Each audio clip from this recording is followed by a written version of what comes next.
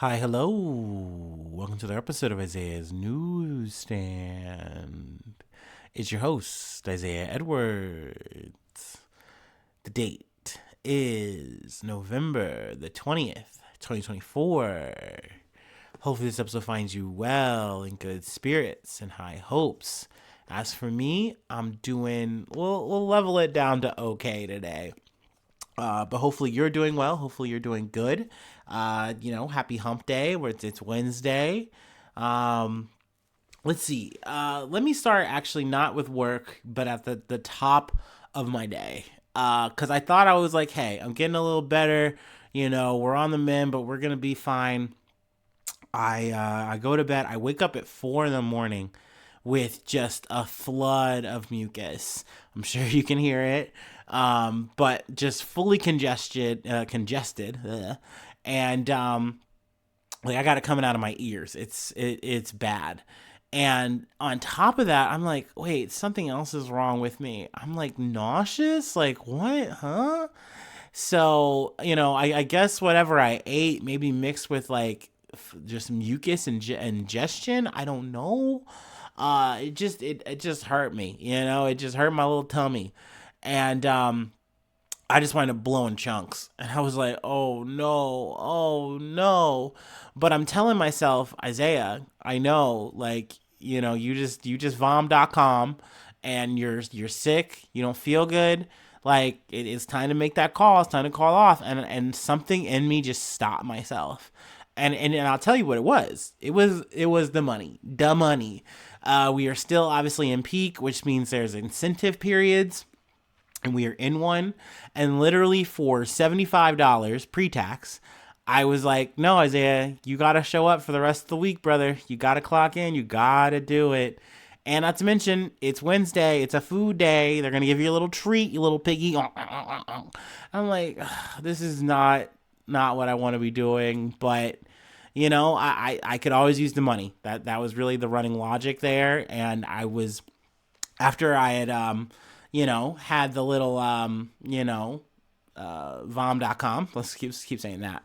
I was like, I'm not feeling worse, so I guess I'll just go to work. So I trucked it out. I did it, and overall work was fine. It was definitely really busy. It was a big food day at work. We had our Thanksgiving holiday meal. So that was it was solid. I'll say it was solid. I don't want to say it was bad. I think mid is the word I really want to use, but overall it was like mid leading towards positive in terms of negative. But let me try to give a quick breakdown of what we had on the menu. We had rolls. We had salad with like some cheddar cheese, and you could either get this kind of balsamic or ranch. I picked the ranch. Then let's see what else was there. There was chicken, like chicken tikka masala. I was like, okay, that's fine. And then we also had brisket. And I think what made this one better was the fact that like they didn't like pull a gun out on you and say you can only pick one. They let you just take both, which I was like, yeah, that's how it should be. Like if you have all the things on spread here, I have to go through and give you a ticket. I only get one shot of this. I should be allowed to get all of it. You know what I mean? That's my logic. Also, they had a green bean casserole, which I enjoy. I'm a green bean casserole enjoyer, and there was mashed potatoes. I will say a bummer, tick against the food was when I did my pass, there was no gravy. There's none. And I was like, it would have been really nice with this, some fucking gravy. But then I noticed when I went to my locker, which is like near the menu or near the catering table, I was like, oh, looks like they got the gravy midway through the day. That's nice. But yeah, overall, the food, it tasted fine. Like they provided salt and pepper. It definitely needed a little bit more. But I try not to like get too stuck over that kind of detail when I'm eating catered food at my job. You know what I mean? So it's like overall it was edible. Oh, also there was a cranberry sauce that I did put on though, so that was fine. That was solid. But yeah, should I have been eating all that after puking and being sick all day? No, no. But, I shouldn't be doing my startup that I'm going to be doing very shortly. It just is what it is. You know what I mean? I try to let the good times roll despite however I'm feeling. You know what I mean? So yeah, then let's see here. I went to work out because, ball don't stop, grind don't stop. And that went okay. I felt like once I got going, I was like, all right, we're good. I didn't drink my energy drink, so I'm like also very tired on top of all this. But yeah, we got through. And then some good news. I picked up my Doc Martens, which was cool. So I got my Docs. I got that, and that was nice. They're nice black leather boots. So we're good for the winter. We're good for the season. So yeah, I'm at least hype about that. That's the good news. But yeah, I just feel like crap. I feel like a doo doo, a piece of poop. I don't know. But overall, that aside, that all being said, taking stock of my day, it was a good day. And, I'm happy to be here now, trying to do my best to, serve up another episode. So hopefully this goes well. You'll have to forgive me if I, kind of make things short or wind up maybe skipping through a little bit more so than maybe I usually do. But I'm gonna do my best. Let's see. Let's go ahead and do this startup that once again I should not be doing. Oh man.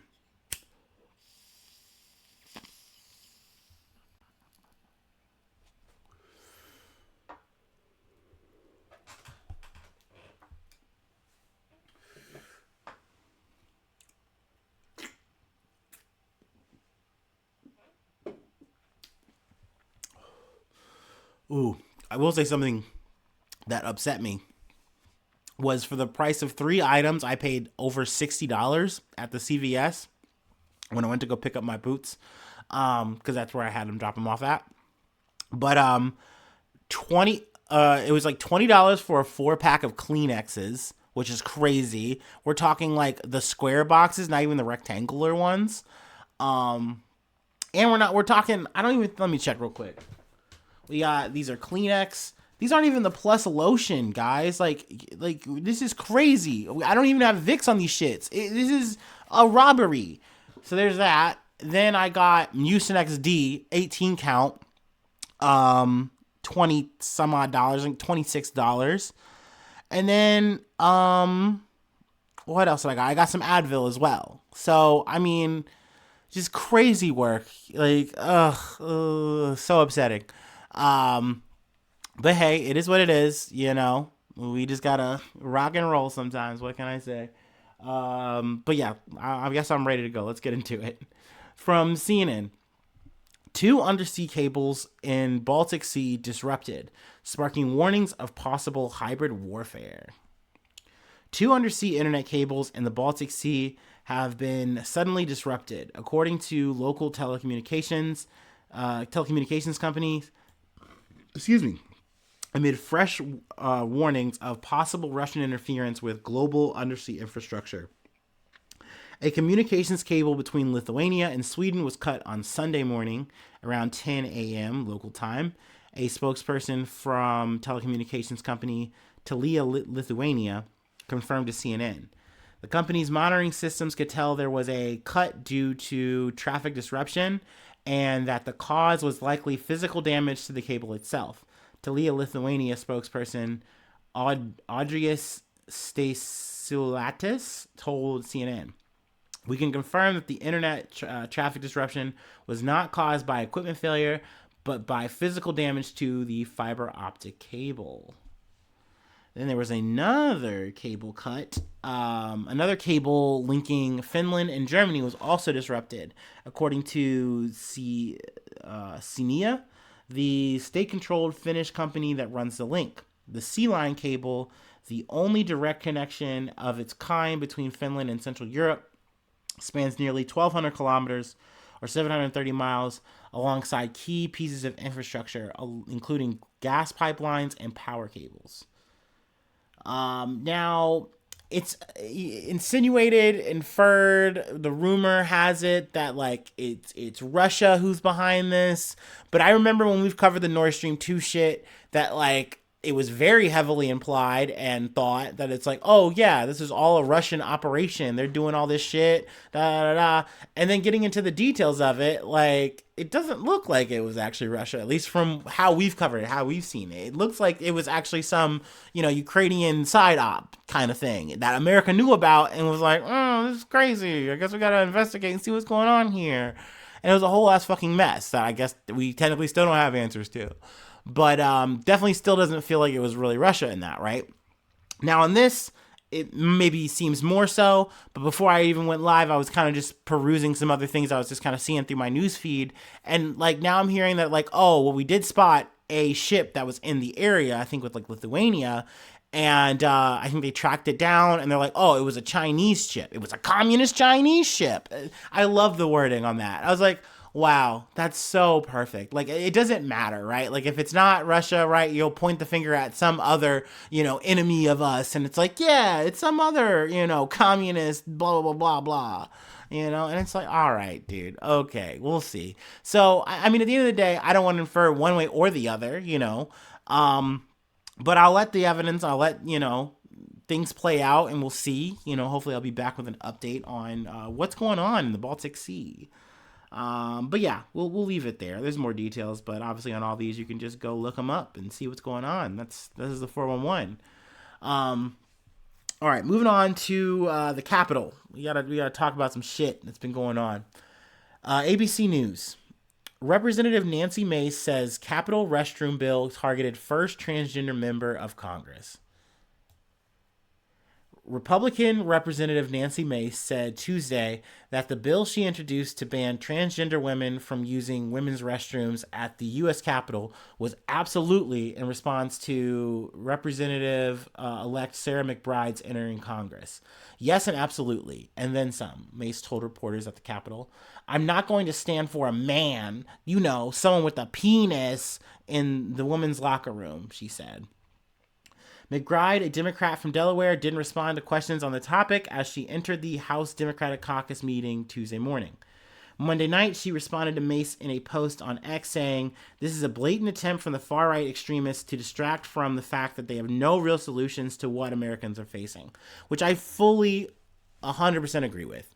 It has been a tried and true tactic for Republicans to just move to the culture war and say, oh, these are the ills, these are the problems with America. It's not the fact that we don't have the answers and we're not willing to make the changes for you. We don't want to fight for you, really, but we'll fight for the things that like emotionally rile you up, emotionally charge you up. We'll angle and spin and talk about the shit that way and make these bullshit ass fucking bills, and that way you'll know we're fighting for you. Because if we're gonna do this in Congress, this is just the beginning. We're gonna fucking do it in every federal building, and then we're gonna make sure, and we're gonna go back to your state and make sure that there's no trans people in your bathrooms. And it's like, dude, it's crazy that we do this again and again and again and again as a society. We just will not stop. And of course, now that, you just have a Republican-led everything at this point, like, this is all you're going to really see in this fucking circus of bullshit. Like, it's just more identity politics. It's just more football kicking and no real action, no real change. And we're supposed to be happy about that. Excuse me. Let's see here. And of course, MTG, not the MTG that I like.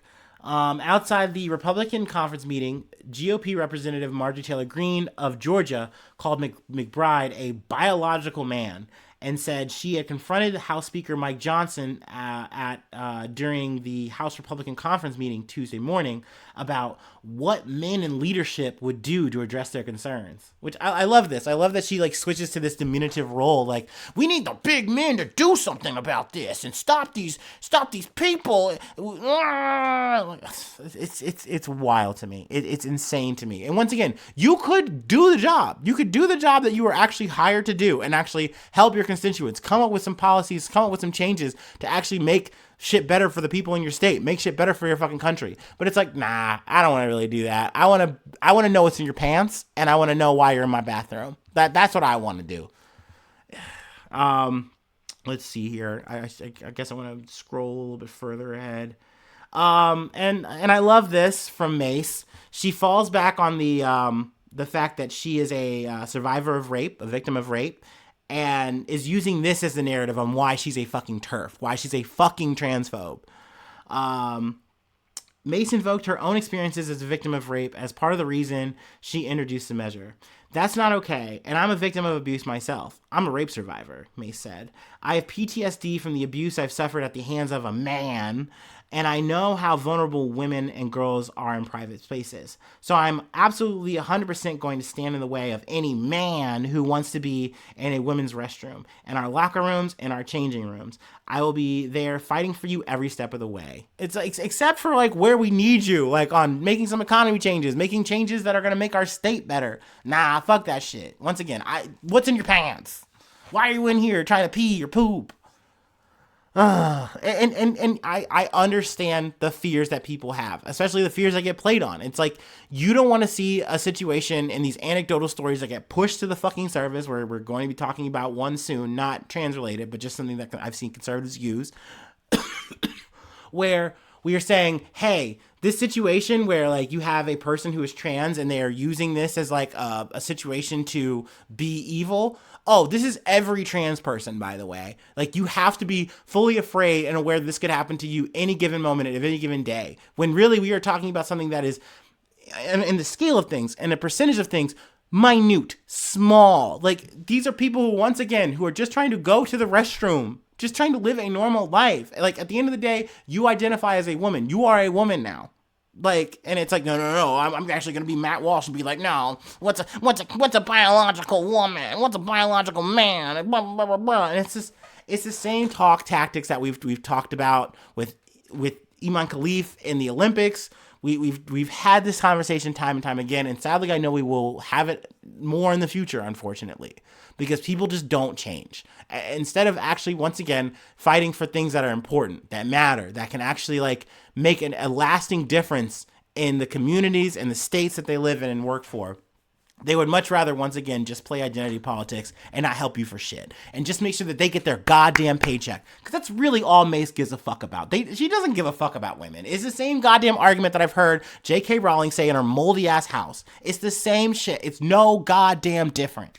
So I just don't entertain this shit. When I talk to people at work, I know it's a losing battle. I live in fucking Ohio. I know a lot of people in this warehouse, they subscribe to how Mace thinks. They subscribe to how Mike Johnson thinks, who is essentially a fucking coward about this. But like, he initially says like, oh, you know how I feel about this and what I feel like a biological man and woman is.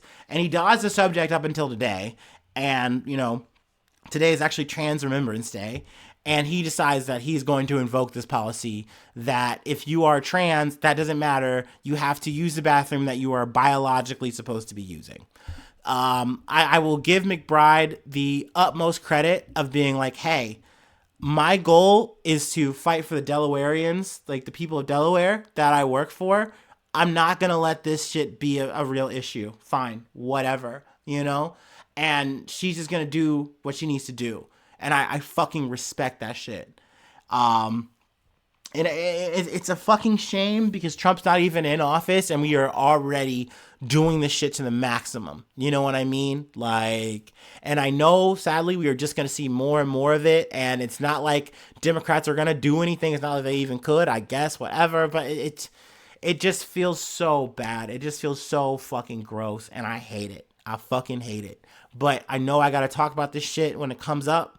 And until I'm blue in the face, until I'm fucking in the dirt or ash, you know, please don't bury me, by the way. Just burn my shit up. Turn me into goo. I don't care. But anyway, I'm going to keep talking about this shit. And yeah, tomato town to anybody who's like, what's a biological man? What's a biological woman? That's what we have to stick to as a society. That's science. Which I hate this shit when people start bringing up science when I'm like, bruh, my brother, my sister, In Christ, with the power of science, you can be whoever the fuck you want to be. You can cyberpunk your shit right now. You can have bigger junk. You can have small junk. You can have big tits. You can have little tits. You can have no tits. What are you talking about? You don't talk about science when you want to see some big bazungas and you don't care how that person got them, whether they're real or fake. But like all of a sudden now it's like, man, but like now you've changed to I thought you were or who I perceived you to be, and like that makes me uncomfortable. So now I'm Bill Nye the fucking science guy. Fuck off, bro. Like, and I'm moving on because I'm moving on to another subject that is also icky and gross and very sticky. But from Yahoo News, I'm gonna get her name wrong, like I'm fucking Joe Biden himself. I'm not gonna call her Lincoln Riley though. Damn. Lincoln Riley murder trial. Jose Ibarra found guilty of killing nursing student, sentenced to life in prison without parole. Now, I had referenced this story. Actually, let me take a water break. I'm parched in my throat. It's barking.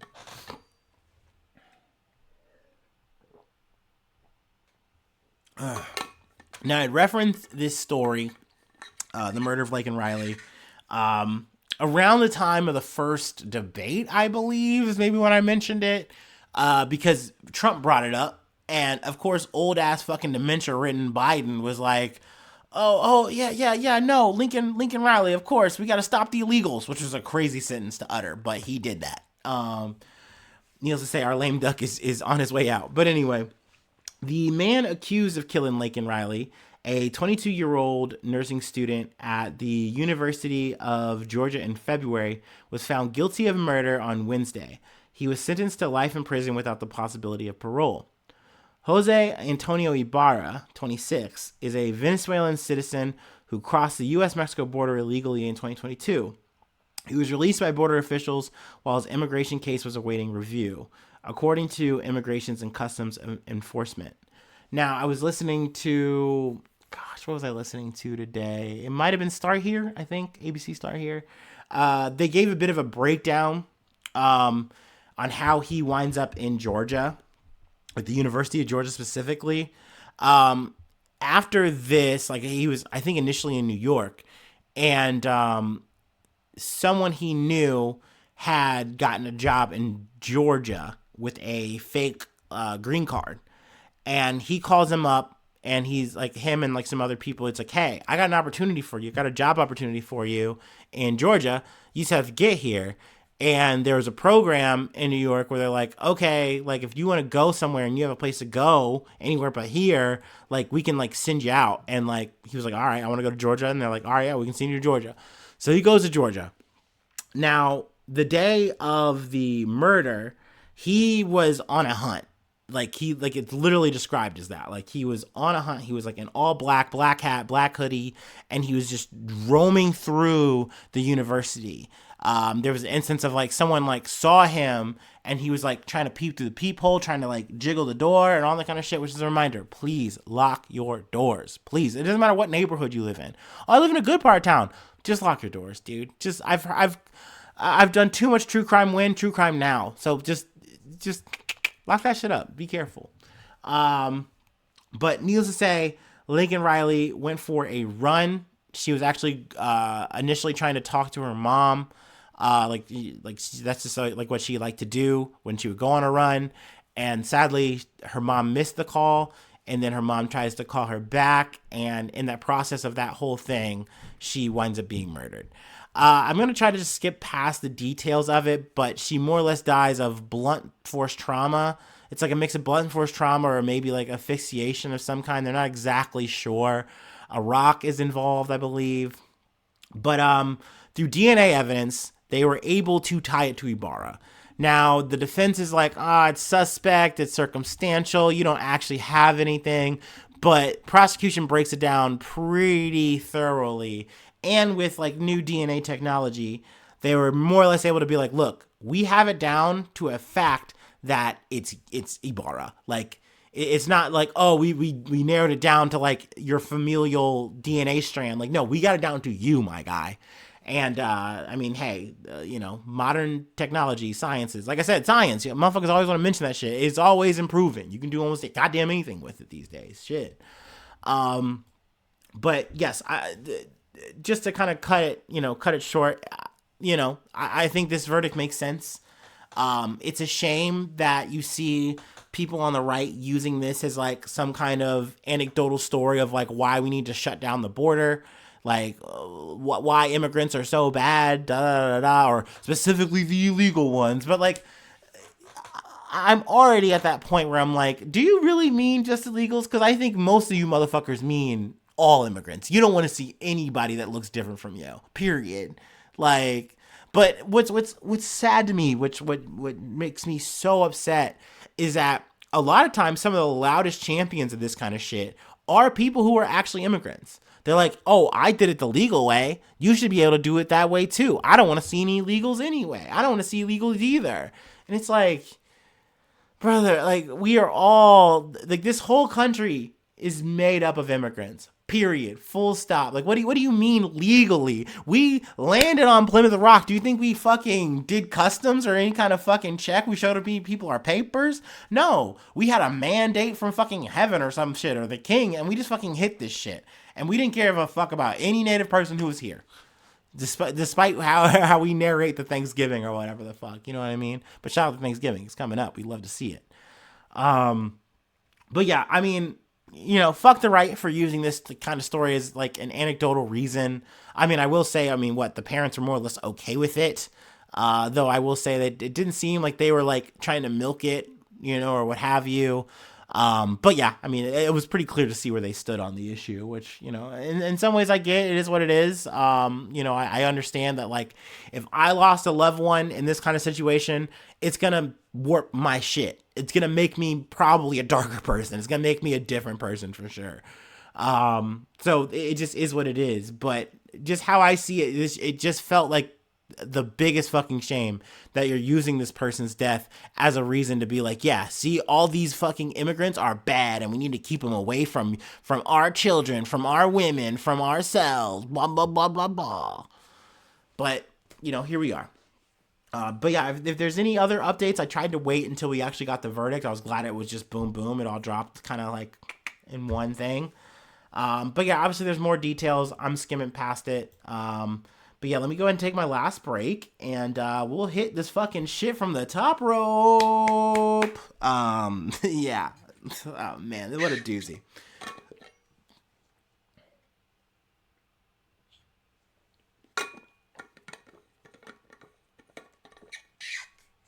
Oh, man.